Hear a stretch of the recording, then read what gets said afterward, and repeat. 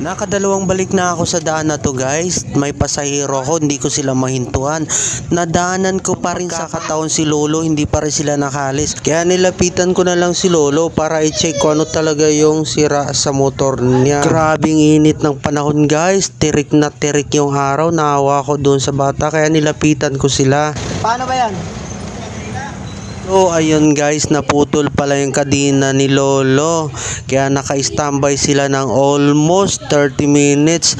Kaya pala dalawang balik na ako sa pangatlong pagkakataon. Andun pa rin sila kasi hindi pala makaalis-alis yung motor nila. Naputol daw yung kadena. Kaya chinek ko kung ano ba dapat ang tools na kailangan para maayos natin yung motor ni Lolo. So nakita ko chain pin pala yung naputol. Ibig sabihin yung pin ng kadena ni Lolo naputol siya. Kaya dito chinek natin kung anong size ng tools na kailangan para tanggalin yung paglalagyan ng kadena. Kasi may cover yun siya guys.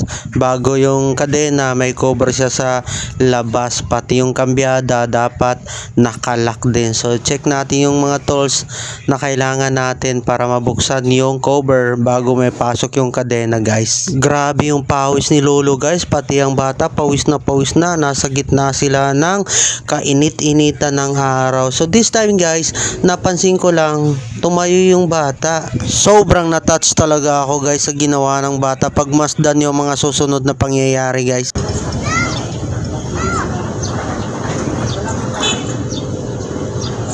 Sobrang na-touch talaga ako guys kasi nakita ko yung puso ng bata. Talagang sobrang mahal na yung lolo niya. Saludong-saludo po ako sa mga magulang ng batang ito. Para sa mga magulang ng batang ito, maraming salamat. Ako na yung nagpapasalamat kahit di ko man kayo kilala dahil nabighani at napabilib nyo talaga ako sa pagpapalaki ng inyong anak. Maraming salamat. So ayun guys, may problema pa rin sa kadena ni Lolo kasi nga yung kambyada pala niya nakalock, naka-welding. Kaya ang problema namin ngayon tali para hilahin na lang siya kasi wala, hindi talaga kayang ibalik yung kadena kasi nga nakalock, na welding na yung kambyada ng motor ni Lolo. Buti may dumating na isang kaibigan guys. Ito yung body number ng kaibigan natin na mabuting puso. Shoutout sa iyo 0667. Dahil sa tali mo makakauwi na rin sila Lolo kasi wala nga rin akong tali.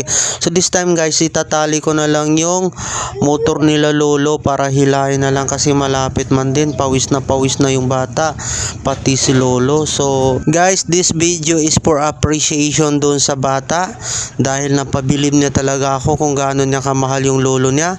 Maraming salamat sa tumulong, sa nanood. God bless you all.